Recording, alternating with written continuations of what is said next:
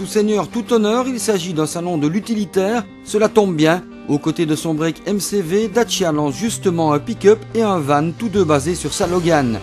Comme le reste de la famille, voilà deux modèles qui ne vont sans doute pas traîner à devenir des leaders de leur marché respectif, grâce à leur rapport qualité-prestation-prix, arguments qui ont contribué au succès de la filiale roumaine de Renault.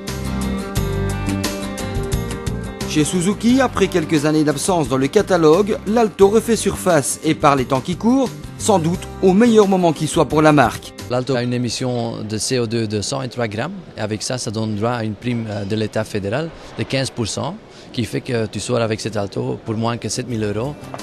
Avec elle, Suzuki espère en 2009 maintenir son niveau de vente de 2008. Au rayon des petits gabarits, impossible de passer sous silence l'arrivée de la Toyota IQ. Ligne jeune, fraîche et sympa, moins de 3 mètres de long, configuration originale 3+1, planche de bord dégagée. Elle est proposée en 3 motorisations, dont un petit diesel associé à un système stop and start, ce qui lui permet de rester sous la barre des 100 grammes de CO2 par kilomètre.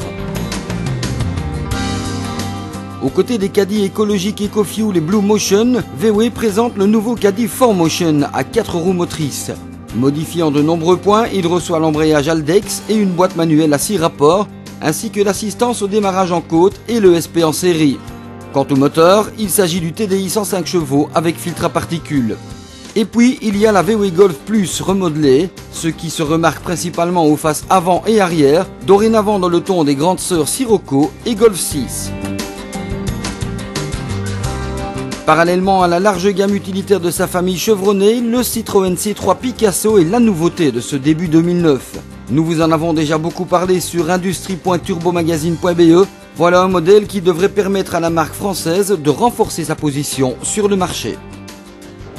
C'est vrai qu'aujourd'hui, avec C4 Picasso et grand C4 Picasso, nous sommes leaders sur le marché des monovolumes en Europe. Et donc ça, c'est quand même quelque chose d'extrêmement positif qui nous fait très plaisir.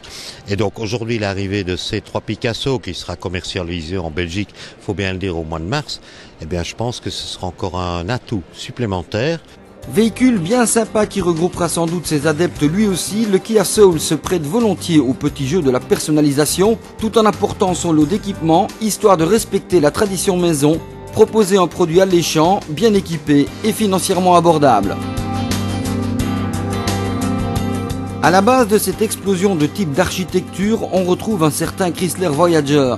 Initiateur du créneau des monovolumes, voici 25 ans, il fête l'événement par l'intermédiaire d'une série commémorative, en même temps qu'il se décline en une version Crew Cab qui conserve tous les avantages de la version familiale, mais en y ajoutant ceux de la finance. Le secret, une cloison qui sépare l'habitacle de l'espace de charge, tout simplement.